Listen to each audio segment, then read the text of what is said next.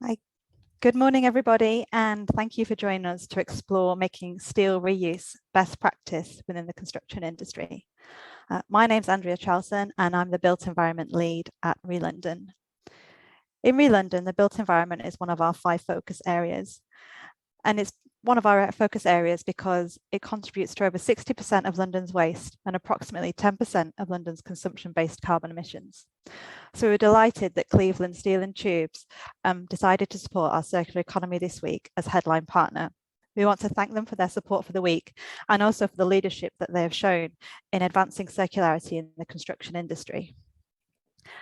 In ReLondon, our current built environment project is an EU Horizon 2020 funded project called Circuit. Circuit is aiming to accelerate the transition to a circular economy in the built environment, aiming to increase the uptake of circular construction solutions, whether that's increasing the use of reclaimed materials and increasing the high value recycling of these materials, trying to avoid demolition through the adaptation and transformation of existing built assets, or designing new built assets for disassembly and flexible construction in the future. As part of this project last year, we did some research into the reuse market in London, and we found that there was a significant appetite for more reuse, with the participants citing both the environmental and economic benefits of this. And steel was highlighted as one of the materials that had most potential for more reuse. You may not know that steel is already 95% recycled. And so the opportunity to reduce its environmental impact can only be really achieved through increasing more reuse. So this is starting to align well with many developers who are choosing to set net zero carbon targets for their buildings, and with the World Green Building Council's definition of net zero, including embodied emissions. Increasing reuse within the construction industry is becoming increasingly desirable. So I'm delighted today to be joined by 3 speakers who've been at the forefront of making steel reuse happen across the industry. They're here to share their experiences and the benefits of reuse, and they're going to be using some examples. The speakers we've got for you today are Tim Biggin, Senior Site Manager at Blenheim House Construction, Penny Gowler, Director and Head of Sustainability at Elliott, and Roy Fishwick, Managing Director of Cleveland Steel and Tubes. There is going to be time for questions at the end, so please don't wait to the end of all the presentations to ask them. There should be a chat box to the right of your auditorium. So if you post your questions in there as they come up, we'll take as many of them as we can at the end. And so without further ado, I'd like to hand over to our first speaker, who is Tim Biggin from Blenheim House Construction. Thank you, Tim.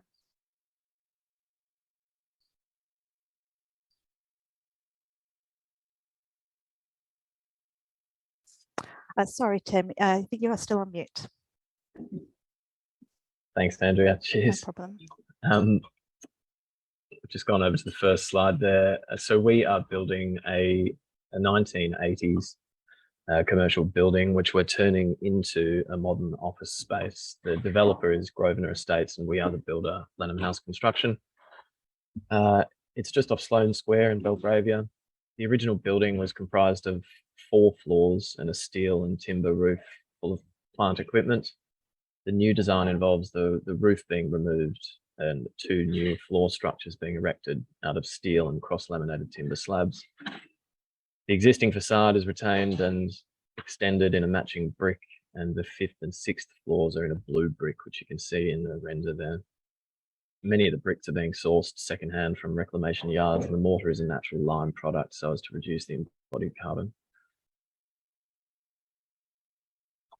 One of the main features of the zero carbon build is the reuse of the steel structure which came out of the existing roof. What you see here is the old steel which was erected sometime in the 1980s, and we dismantled it, labelled it up and loaded it onto a lorry organised by Cleveland Steel. This process was really as simple as a regular demolition process, albeit less costly for the contractor, because you're not paying for a waste company to send a 40-yard skip which you then load onto and get charged by the ton. Not to mention that the contractor would usually cut the steel into smaller manageable pieces to get more onto a single skip load, whereas with this process you're actually trying to save the longest lengths that you can because there's more options for its reuse. This steel was intended to go away to Cleveland Steel and be tested and certified and go straight back into the same building. But the way it ended up working out was that the client could use these profiles on another project named Grosvenor Gardens, which could use some other more suitable stock from Cleveland for this building. We marked up the steel sizes with the corresponding codes for Grosvenor Gardens, which you can see painted on the side of the steel there, so Cleveland could reference it back to a structure schedule for the project when it arrived at their factory. The design of the new structure, well, mostly done prior to the demolition, and the finer details running in tandem so that you can move straight onto the erection of the new structure after the demolition. In this case, from a principal contractor's perspective, you just want to ensure that the package you let for the structure, in this case, a CLT company named Urban, are contractually specified to use a certain percentage of reused steel from a named supplier, which in this case was Cleveland Steel. So the structure contractor was specified to supply and install approximately 40% of the new structure from Cleveland's reused stock, and then the rest in new stock. However, when we actually got closer to the fabrication time, Cleveland confirmed that they had in fact enough stock to raise that percentage to about 50%.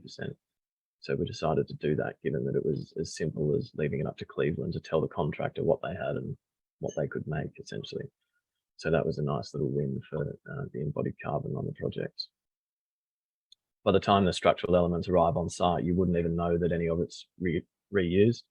That picture on the left there is an area of complete reused steel there. It looks exactly like new steel once it's primed, and it has no particular idiosyncrasies that make life any more different to erecting a completely new structure. The structure topped out with no issues relating to the steel. Generally, from the contractor's perspective, the whole process was very seamless. That was mostly due to the stage 3 design phase between the client and the structural engineer and the supplier. Together, they were able to identify the steel sizes and lengths which could be required from Cleveland, who were able to confirm the stock availability. This meant that by the time we were appointed via a regular tender process, we knew that this steel supply was coming from Cleveland, as they were named in our specifications, and the steel was obviously available because they'd organised that beforehand. And then the subcontractor priced the project for us with this specification already agreed. So the benefits for us were that it was very much pre-agreed and organised before our appointment, so there were no surprises. And it also made it actually quite simple for us when scoping out the demolition process as well, because there's a saving in the waste disposal. Would we do it again? Absolutely. I think even once we worked out that we could use slightly more reused steel, having Cleveland on board and having that dialogue made it really easy to increase the reused steel amount on the project. And that's pretty much it. Brilliant, thanks Tim. Really great to kick us off with quite an inspiring example of both steel being reclaimed from a building and it going back in, as well as the other circular attributes you mentioned from the building as well. Our next speaker will be Penny Gowler, Head of Sustainability at Elliott Wood, who's going to talk to us maybe about the early stages of trying to make reuse happen. Over to you, Penny. Thanks, Andrea. Yeah, so as a consultant engineer, structural engineer, we've been involved quite a lot with reuse. So I'm going to talk about it from a sort of client stroke design team perspective today. Sorry, just get to the right stage. So increasingly over the past 18 months, we've seen a much greater demand from clients for low carbon alternatives on their projects. I think most of this has been driven by the fact that many of our clients and developers that we work with have given declarations with respect to reaching net zero by either 2030 or 2050, and now they're trying to actually see this through on projects. So I'd say there are 3 drivers for what we're seeing in terms of demand for steel reuse in particular. but the main one is carbon. And hopefully the statistics on this chart, on this slide, should clearly demonstrate why. So if we just think about product carbon, say A1 to A3, for new steel, the UK average consumption mix carbon is about 1,740 kilograms of embodied carbon per tonne. Now, that's the figure that takes into account where we're sourcing steel from globally, the mix of blast oxygen furnace steel versus EAF steel, and that's roughly what the average works out to be based on the SCI's analysis. And then there are products on the market such as low carbon steels from the likes of ArcelorMittal, which can give much lower embodied carbon per tonne.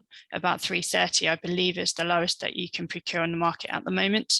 But then when you compare that with reusing steel, you're down at about 60 kilograms of embodied carbon per tonne for reused steel. So there is clearly a huge benefit in looking to reusing steel wherever possible.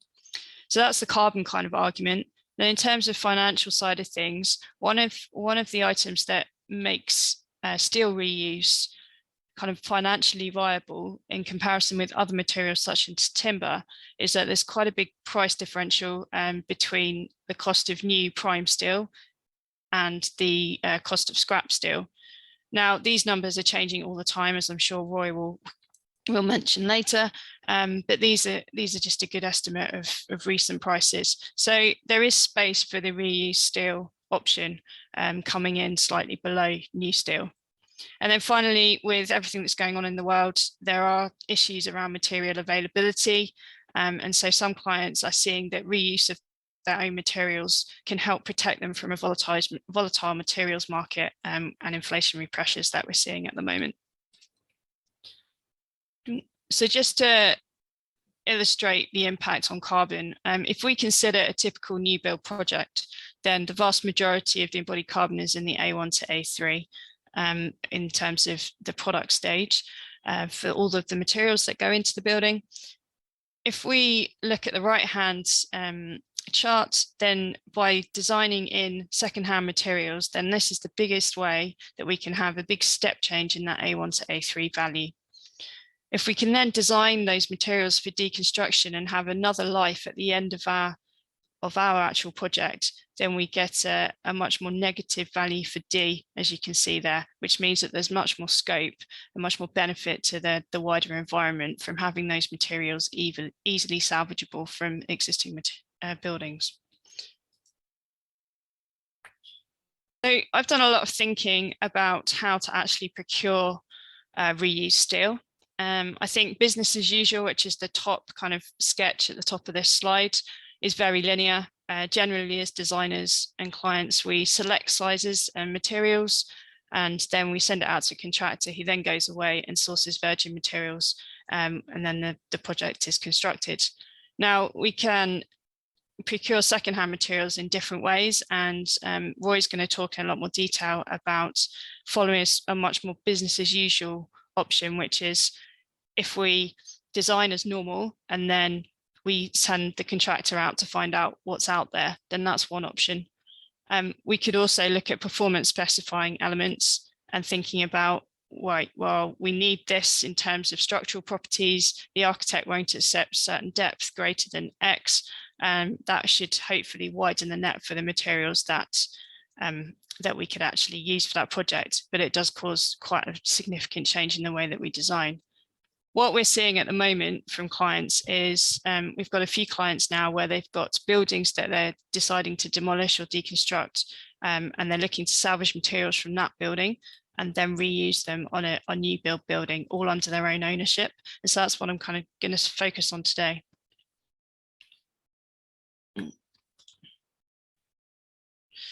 So in this situation, we've done a lot of thinking around what the process is. As you can see on the left, it's quite detailed. I'm not intending to go through every part of that now, but essentially what we're finding is that clients really want to know what their risks are at each stage of the process and how they can mitigate those.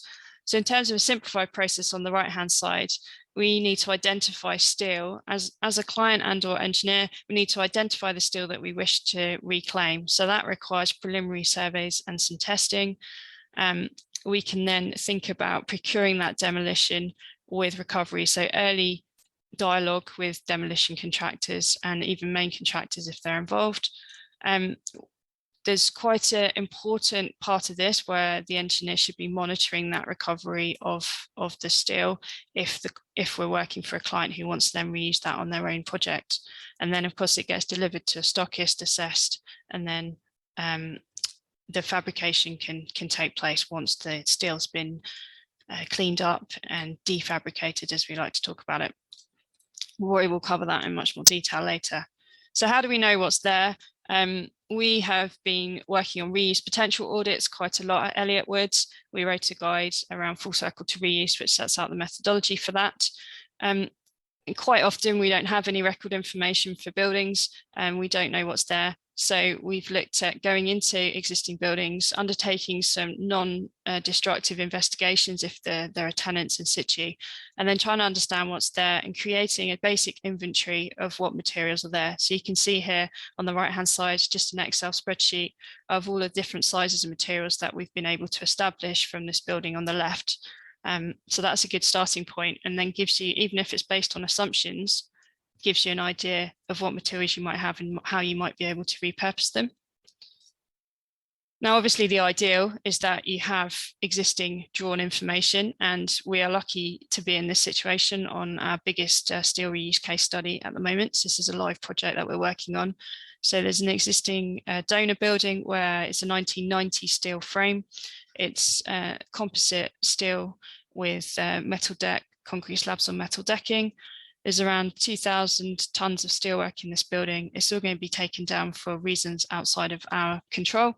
And so we have been working with the client, Great Portland Estates, to salvage a large proportion of the steel from that building and then reuse it on a new build project in another part of London, which requires 710 tonnes of steelwork. Now, the interesting thing on this project was that we were previously involved with the receiving building design. And actually, because we've been able to looking to reuse the steelwork from the left-hand building, the spans in that left-hand building were around 14 meters, clear spans. And in our receiving building, we've got a distance of 13 meters between the core and the facade.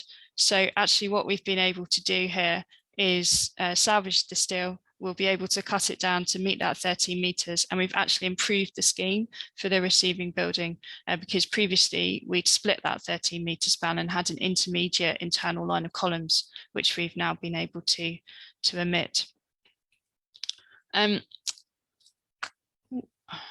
So the process that we've gone through, I have to admit, is quite manual at the moment, but there are clearly ways in which this can be automated, and I think that will come with time. So it's been essentially understanding what materials we've got, all the lengths of the beams that we have, the sizes, and almost doing kind of a manual mapping of what's available from the donor building and what the recipient building needed.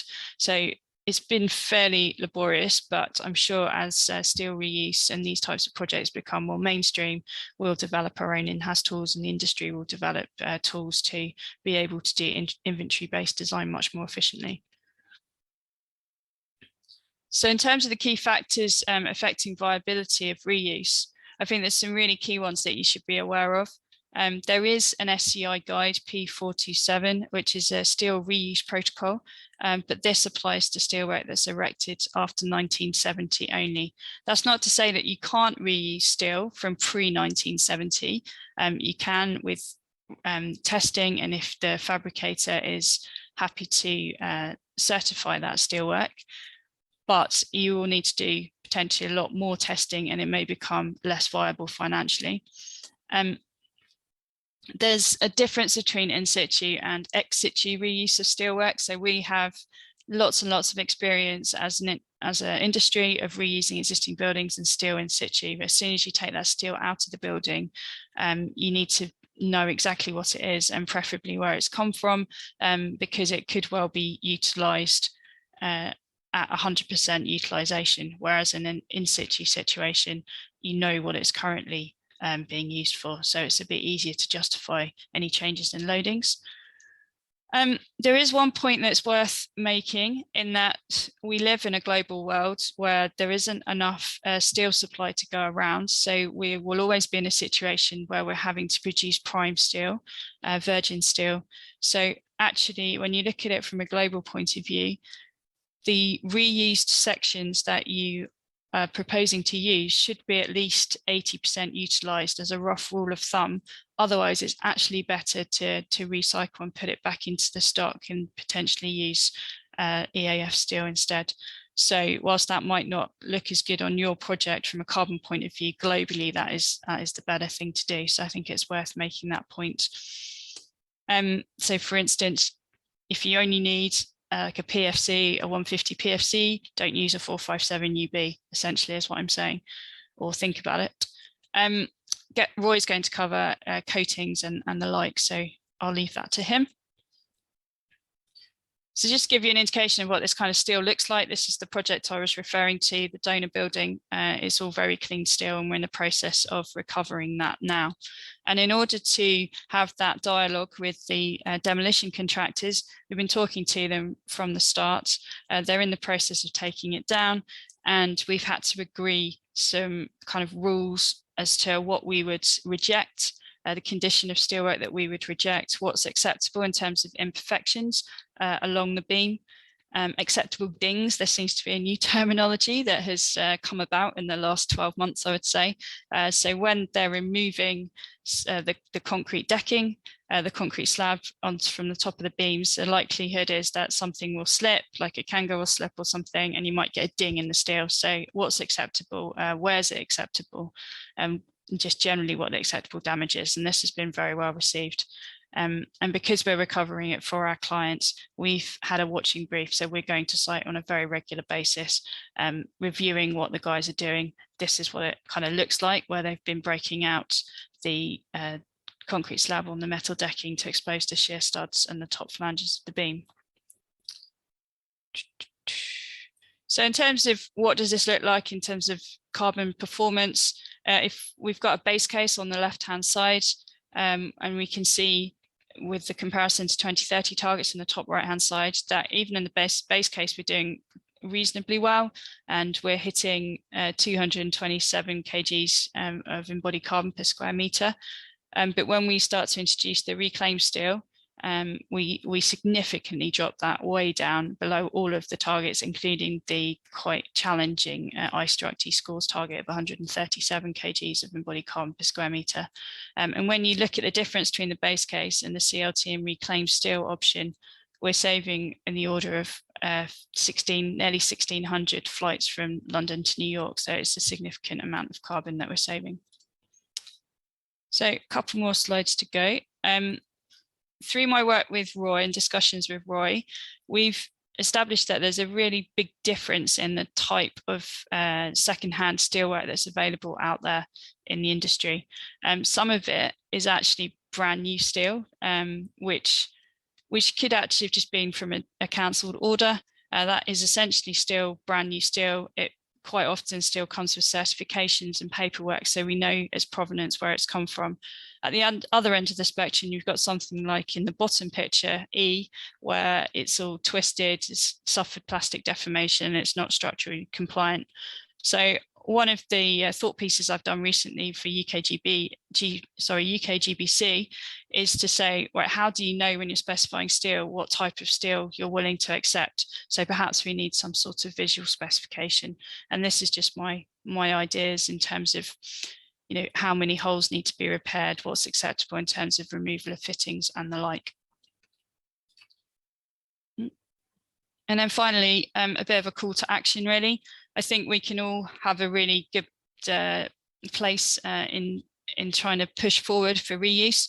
So I would encourage everyone who's involved with this process of design and construction to raise the issue of reuse with your clients, contractors, design teams. Please don't let demolition happen without questioning it and questioning whether those materials could be recovered and reused. Early engagement with all parties, main contractors, deconstruction specialists or demolition contractors, steel stockholders like the likes of Roy, it all needs to happen, and those conversations have to be very positive and collaborative, with a problem-solving attitude. And just keep talking, really. Talk to other clients, contractors, design teams, and share your knowledge and collaborate. Thank you. Brilliant. Thank you very much, Penny. Thank you for giving us all kind of some quite practical things that we can do, and also really kind of bringing the benefits to life in terms of numbers. It's really great to see that. Thank you for all the questions that are coming in on the chat. Just a reminder, there is a chat box there for all your questions, so get them in there, and we will have a Q&A session after the final presentation, which will be from Roy Fishwick, who is Managing Director at Cleveland Steel and Tubes. And Roy has been actively promoting the benefits of reclaimed steel for over 10 years. And today he's kind of going to pick up where Penny left off and talk about some of the latter stages of trying to use reclaimed steel. So over to you. Thank you, Roy. Thank you very much, Andrea, and thank you to the previous two speakers as well. My approach to this is the business model side, really. It's the business. I'm a businessman, I'm not an engineer. What I've learned about engineering has been through the sort of sharp end of experience and with gaps in my knowledge, but we have been actually reprocessing and repurposing steel here for 45 years. So that aspect I'm pretty comfortable with. It's supposed to be a practical view. I would say if people have questions or want to get in touch with me outside of the event, please do. I'm more than happy to assist people, because this is quite a short space of time to cover things that we could probably, I know certainly Penny and I could talk for a day virtually. So by all means, shout up after the event if needs be.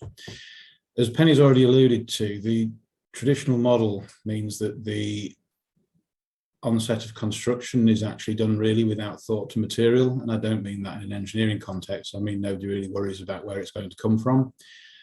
And ignoring the freak events of this year, where it's going to come from has been an actual physical problem because there's been massive supply constriction. Normally speaking, you can just assume you design your building out of products that are normally commercially available, and they will be available when required. With reused steel and other reused products, it's a limited market. We're trying to reinvent the wheel. This is stuff that people were doing 20, 30, 40 years ago, and that all pretty much stopped and died out. So it's nothing new. It just hasn't been happening on the scale that it once used to. As an example, we used to sell reclaimed and reused sections up until 2012 when CE marking came in, and then the market just stopped buying them. So we stopped storing them at any sort of volume at that time. The big thing, and the message I wanted to get across from this slide, is if we want to use the traditional model, which naively was the one when I set down this path I'd assumed was the most easy to achieve, people have to give thought to where the material is going to come from. If everybody demolishes all their current assets to the existing business model, then there's no material going into the supply chain for reuse. So in spite of the fact it may not give good carbon scores for your new building because the material may not find its way into it, in terms of the overall benefit to the climate emergency, then ensuring that the demolition recovers material, does the urban mining, prevents waste, that's absolutely fundamental. And in terms of reuse, Penny alluded to this, but there is a lot of sources of material that the material doesn't have to be old, it doesn't have to be raggy. There's material that's had its original certification lost, there's temporary works. I mean, I've seen a job recently where there was 1,000 tons of steel to hold up the facades when there was actually not much more than 1,000 tons of steel going inside after the job was finished. So the entire 1,000 ton of facade retention was coming out after the event. Another similar aspect to that is propping. A lot of refurb work, and I think it'll be more and more common when demolition is discouraged in London especially. People are going down into the ground obviously to add further office space, parking space, whatever it is, and props are a fundamental aspect of making sure everything stays up till the job's done. That's all steelwork that goes in and comes back out within a very short time frame. I'm not going to talk through this slide in detail, but what it really tells you is that the reuse of materials and the fact that they're not all readily available in every size and every aspect is disruptive. It's disruptive to the current demolition model, and it's very disruptive to the current procurement model. So you've got a situation where if you want to have reuse, you've got to determine whether you want a specific quantity, which becomes very challenging because then you have to source the material before the job really gets to the physical stages. But then somehow you've got to keep control of your design team, because we offered 70 odd tons of material for a job that actually only ended up with 20 tons in it by the time the designers had finished rationalising the design. So they managed to rationalise all of the carbon savings out. And weirdly, they didn't actually get many tons out of the job at all. But that's a tricky thing to manage. One of the great benefits that we had with the job that we've done with Tim was that because we were involved at the start and because the client had set the fundamental task to everybody involved to get reused steel in the job and the carbon down, I was able to liaise with each stage of the supply chain, and believe me, I had to talk to the purchasers, the estimators, the engineers, and then keep going back into the loop to address questions as it happened. Now, I'm not suggesting involving myself or somebody like me, but on a project, somebody needs to take that role, in my opinion, to get control of this scenario and try and get best outcomes, because otherwise what happens is it suddenly gets difficult. Somebody quietly sacks it off. If something's too much out of the ordinary, it's too much to expect ordinary staff members to take it on. So somebody has to champion it through a project. Penny had mentioned the steel reuse protocol. This is fundamental. At the end of the day, steel doesn't deteriorate, so it's a perfect product to use. It can stay in structures for hundreds of years, therefore it can potentially be fit to perform in structures for hundreds of years, even when they're not the same ones. I'm not going to go into detail, but this actually lays out, the SCI produced this document, and it lays out what's necessary to achieve traceability and to achieve the testing that you need to prove that the steel's fit for purpose. That is also fundamental because you're going to need to be insured. People are going to need PI insurance, people are going to need building insurance. What I can categorically state from a great number of meetings is the insurers are only interested that everything's been done right. They're not interested if it's new or second hand. They insure refurbished buildings. What they are interested in is that the engineering has been done correctly, the supply has been done correctly, and the material is fit for purpose. And that's all entirely achievable. There is, of course, going to material that you don't want to recover or don't want to use, but there's an awful lot that can be reused going forward. In terms of the issues of reuse, the biggest one currently is definitely the sourcing and accessing of the material, because the scrap chain and the recycling has been so efficient, which is great. But as has already been stated, it isn't going to improve the climate scenario if we just keep doing the same. There's going to be lower energy inputs for new electric arc steel. But again, going to Penny's numbers, and I believe there's a new EPD out that actually suggests that reused steel is as low as 20 kilos, but it's certainly a significant saving. So you've got to be able to source the material. There's material on the open market, there may be material in your own building. One of the things I would just point out very quickly about material in your own buildings is that CE marking, which is EN 1019 to do with structural steelwork, only applies to material that's placed on the market. And it is relevant because of things like the dings. So if you're doing a refurbished building, you can make engineering calculations that take account of, let's say, anomalies in the steelwork. But if you've got material that falls outside of the new manufactured standards, then CE marking it to place it on the market is a problem. So if the demolition is too rough-handed, you're going to create material that can't go into reuse. So that's absolutely fundamental. The other thing, which I bang on about endlessly, but people talk about deconstruction, but we have to be very careful that we're not recovering things nobody wants. So look at the demolition project and look at what is the most efficient way of recovering the material that is efficient and sensible to have. And the classic case I always give is connections. If somebody has to spend hours unbolting and safely craning down complex steel connections, which when they come to me or somebody like me are just going to be chopped off and scrapped, that's an awful lot of time and money that's been wasted, and carbon with the crews on site. to achieve nothing. Steelwork can just be cut out of a building and effectively reused thereafter.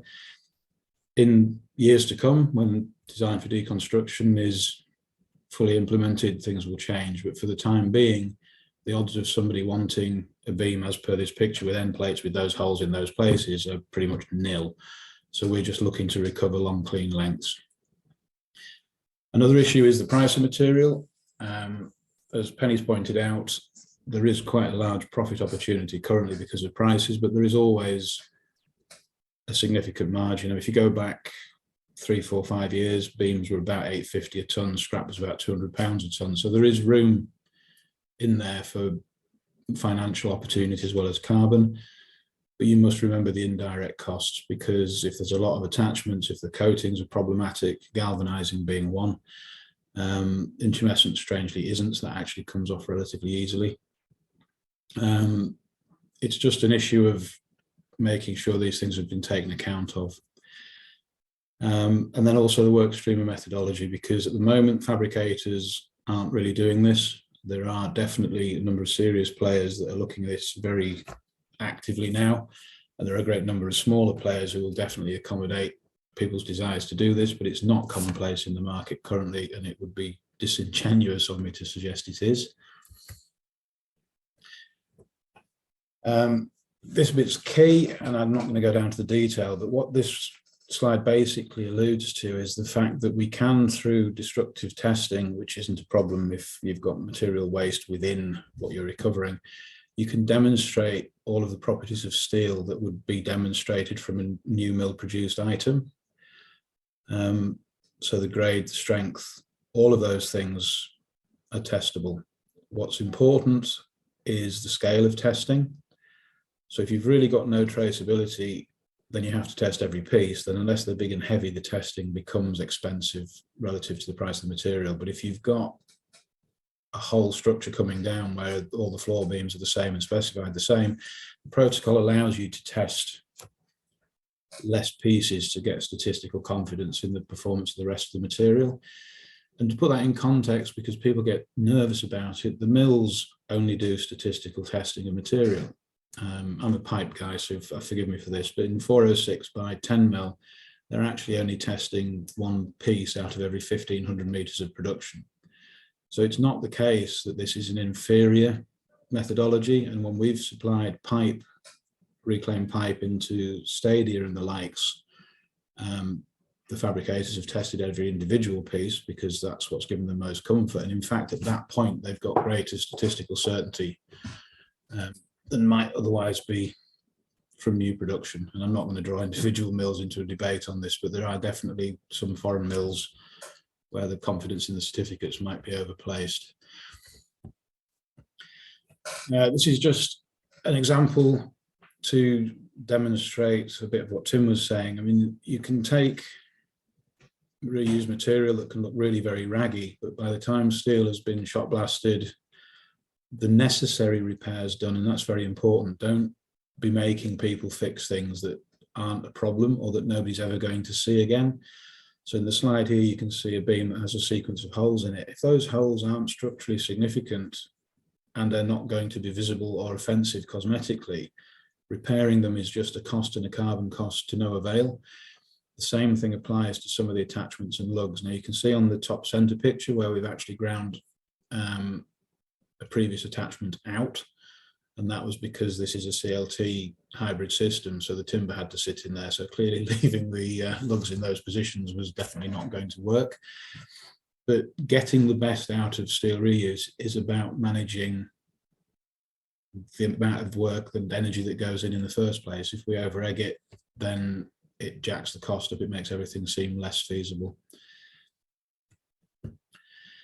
A few examples, because this always gets people's interest a little bit better. This one's very close to my heart because it demonstrates to me the most important thing. If you've got steel coming out of a building that's in good usable lengths, but you can see no use for it, it doesn't mean there isn't one. I've had some interesting conversations in the last month or so about things like hand railing that have been taken out of buildings that have been demolished, and it's been refused to be allowed to go back into the new building. Now, at the end of the day, realistically, with a handrail, I can't see how one could fail that's still in good form and good shape. but they're just being written off. Designers not even engaging, they're just specifying something new. And going back to the previous slide, once it's blasted and repainted, it can look like new. So I really think you have to be very careful about what is automatically assumed as waste.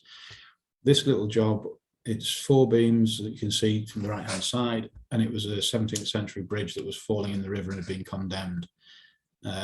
We were able to get a design for a steel deck. They've dropped the steel in, a bit of concrete, and that bridge is now hopefully good for a very long time to come. But that's the most simple reuse. That's just cutting the ends off that were particularly bad, and then the rest of it just went straight in as was.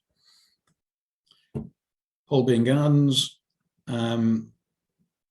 This was, I mean, we've spoken to this job quite a bit, but for me, the most important thing about this was the flexibility. We were able to incorporate more reused materials. Material became available because the client and everybody else was flexible in the approach. We weren't proposing alternative sections. We were just trying to make sure we found the ones that they could use on the job. So at a certain point, yes, the design gets fixed and cast in concrete, excuse the pun, but that doesn't mean to say that steel sections can't then be found to supplement new. And the specification that was fed down to us allowed for that. These are props in the Bloomberg building. So this was 2017, but this was a large propping job, and most of this pipe work was able to come back out. And I do know some of the big propping guys now are bringing these tubulars out and actually reusing them to go back into future projects. I'm also aware of a project in London where the steel from the demolition of the frame is now being used to create the props for the new development in the basement. So that's a bit of innovative thinking, and of course the material's all on site. So they've been able to achieve good things with carbon and cost there. This was a job of our own. We bought a second-hand frame at auction, did some modifications, created a 12,000 square metre warehouse. We were also able to save some carbon on the groundwork and the stone that was used. We were able to save 1,500 tonnes of CO2 and approximately £1 million. So it doesn't just have to be the case that you chase carbon and it costs money. If this is done right, you can reduce carbon and potentially save money. This is my pride and joy. I'm not allowed to say an awful lot about it, but the Tree of Trees was made from repurposed tubulars that came from ourselves, which meant that the big message about tree planting and getting 2 million odd trees planted in the UK was actually promoted with a reasonably sustainable tree in the first instance. But this is a classic example of sensible reuse of material, to be honest. I think for now, and hopefully about on time, that's about me. So I think there's questions coming through, and I'll pass back to Andrea and we'll take it from there. Great, thank you, Roy. Thank you for sharing so many different examples and some of the nitty-gritty details we all need to be aware of as well. So yes, we've got some time for a Q&A now. So I'd like to invite all of our speakers to join me back on the screen. And we've had lots of questions coming through, so thank you. Do feel free to keep adding them to the chat and we'll get through as many as we can in the next 10 minutes or so. Firstly, I wanted to start with you, Roy. So we already discussed at the beginning that 95% of steel is already recycled.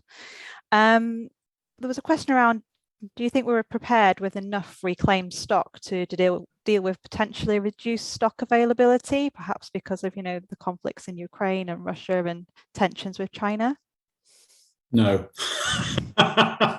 The biggest issue, and I've already alluded to it, is that the scrap and recycling route has been so efficient, and the reuse market is just burgeoning now. That we're working very hard, and I know there's other businesses, and I'm not just here to promote ours. I would like to see a number of players in this marketplace because it's what it's going to take to achieve. But they, at the moment, are basically scrapping everything because it's the most efficient route. So we're going to take a bit of time to change this, and it is changing, but it's been remarkable how much this changed just in the last 6 to 12 months, to be honest.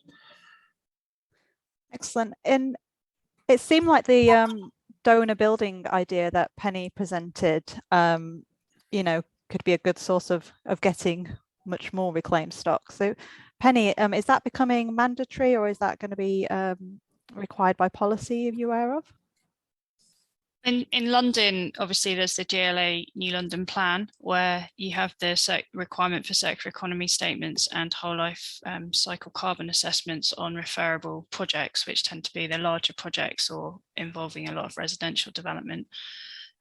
So yeah, we are starting to see that it's getting very, very difficult in London to demolish a building and build something new without having a very strong justification to do so. And I wholeheartedly support that. So I think what I would like to see is not just people looking at their individual projects and looking at their individual buildings that are being taken down or partially deconstructed to look at reusing the materials on their project, but to start to have some sort of register. And I know that Circuit have been working about how we can look to do this, given that in this country, we have very poor existing building information.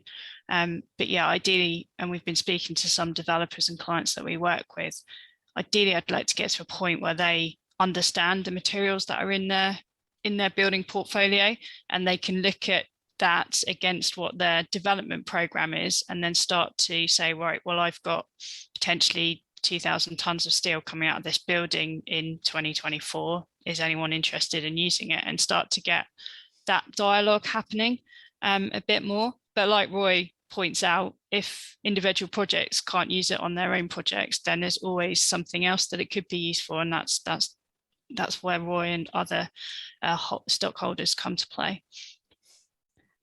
Excellent. Yeah. Yes, Circuit has been looking at that, and that does touch on one of the other questions about is there currently a database of reclaimed steel suppliers that we can direct people towards? Is anybody aware of that? To come in, no, I don't think there is, and I know I can see in the chat that Michael Sanson, that's BCSA now, but was SCI, and they did quite a bit of work to try and promote this database, but it's a number of years ago, and to be honest, in reflection, it was ahead of its time, in as much as people didn't really see the use for it, and now they see the use for it. I think it's sort of gone on the shelf and got a bit dusty, but I think what you'll find is that I know that there are 2 or 3 businesses now that are actively moving into this. I think some of the demolition guys are going to look at it in a new way. And these businesses will push themselves out. You'll see the marketing. In terms of a database, at the moment, it would be a fairly small one anyway. Yeah. Excellent, thanks. I think there are some stockholders on the Salvo web and the Parlis websites, I believe. And obviously we've started to collate our own sort of Google map of where we can find these secondhand material suppliers. And also I'm working on a new design guide for the Institution of Structural Engineers, where we are, oh dear, that's the problem. Sorry, my lights have gone off in the meeting room that I'm sat in. Yeah, so as part of the guide that I'm writing on circular economy and reuse with a series of other authors at the moment, we are trying to get the Institution of Structural Engineers to have some sort of database or map or list, at least, of where people, particularly engineers, can start to look for these materials. Thank you. Another question that's come in looking at where materials might be coming from, Roy, is there's potentially a lot of materials going to be coming out of wind turbines. Is that something that can be reclaimed currently? The energy industry is a bit of a funny one at the moment, as far as I'm concerned, because if you take the oil industry particularly, but also nuclear, obviously, but even the electricity, the primary assets, things like pipelines, have to be made to a very high standard, and everything is specified to a very high degree. And at the moment, it seems as if a lot of those specifications roll through everything that they touch, basically. So, I mean, we have offered reused material into projects, and the only one that we've had that's been successful was for under subsea ducting to bring the cabling back from the wind turbines to shore. In terms of the materials that are arising from turbines, there's a few issues, but one of them at the moment is that they're not made from fixed components. They're actually manufactured, I believe, and rolled from plate. Some of them are very large diameter and then tapering down. So that steel may be reusable, but it isn't what I'd call a catalogue item. So stuff that's coming out of construction, you know what it was before it started, and it's an item that people would recognise going forward. Bespoke structures are more difficult. Now, I know with the offshore turbines, there's a lot goes on under the water, but then there will be issues there potentially with corrosion and whatever coatings they've used to put on this stuff to make it last, as to whether that comes off. But certainly those sorts of frames would definitely have potential for reuse. And I wouldn't rule out there being some elements of the main structure, but it's not obvious to me, and we have looked at it both from a supply and buying side. Thank you. Tim, I'm going to come to you now. You said, I think at the end of your presentation, that you would do it again.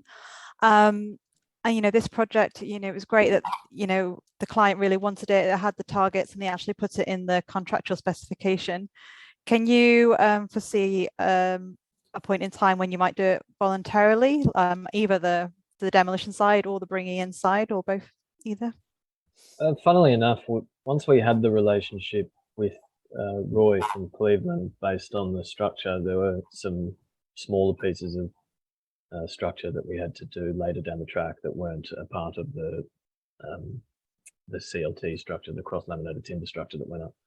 So we have vertical green walls running up the facade, 2 facades of the building, and they need to be supported by a square hollow section of steel. So we just, because we had the relationship with Roy, checked whether he had that in stock and said he did. So we just passed that size of stock onto our structural engineer, and they were able to draw up that entire structure for us and reuse steel. And given the price of steel at the moment, it actually worked out commercially favourable.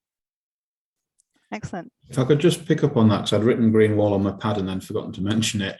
The thing about that green wall is it's such an easy win, because it didn't really matter exactly what the sizes were. So yes, it had to fit certain criteria, but it's not an insignificant structure, but it had quite a degree of flexibility in the design. So we offered 2 or 3 options of what might be available, none of which were the one that was originally asked for, but they were then able to pick one that worked, and that was great. And it's those kinds of things which might seem ancillary, which are often where the easy wins are. Yeah, maybe a little bit more iterative, so what people might expect as a business as usual, perhaps. Tim, another one for you. Were there any program concerns or program impacts in terms of materials taken from donor projects, and whether they'd be available at the right times?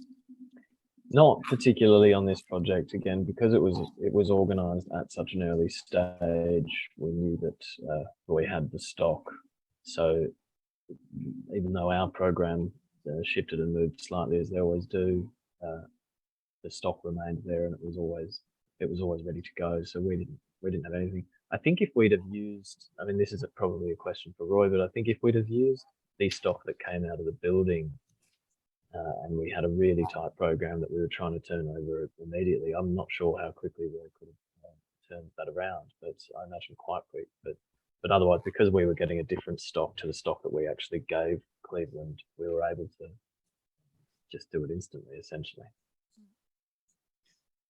Just to follow up, because you've pointed it at me, I think what I've seen so far is that, I mean, most fabricators are operating on a 4 to 6 week program. So, and recovering the steelwork that's sensible to recover isn't adding a huge amount of time to that. So the problem I'm seeing is the exact reverse, which is people are planning to take something down this year and want it to be hung on to until 2024, when they're going to put a new building up, and then it gets delayed. Because it's one of the other things I've been twitchy about with reuse projects. Almost every job we're ever on is late, and it's never got anything to do with reused material. We do a lot of work on reused material and repurposed going into piling, and we joke about it because we just never ever goes to site on time. So the key thing is the orders have to be placed in good time, but I don't really think these things have to hurt the program very often. That's good to hear. So moving on to a bit more of the maybe technical things, I think you started to touch on this in your presentation, Roy, but what kind of modifications were needed for the reclaimed steel for Tim's project? It varies, but in simple terms, because we did the fabrication on Tim's job and we worked on some others. If we've got sight of the drawings, then we can remove attachments and sort holes out that are a problem, or actually avoid them altogether by selecting most suitable lengths. Shot blasting and cleaning is actually the biggest challenge. Now, on our own building, what we did was actually only clean the areas that we had to re-weld, and then we overcoated the existing paint system. And that's something which I would promote, generally speaking, because as long as what you know you're going over the top of is intact, getting paint off is actually a swine. It's probably stands at a couple of £100 a ton. So it's the single biggest cost as far as I'm concerned in recovering steel. So if you can actually find bare steel or leave the paint on, and because it's a manual process of sandblasting, you can target the areas that need refabrication, if that's what you want to do. That's a very pragmatic way of approaching it, especially from a cost perspective. We've got time for just a couple more questions. And so this was on Tim, your job. Did you require the steel to be recertified structurally?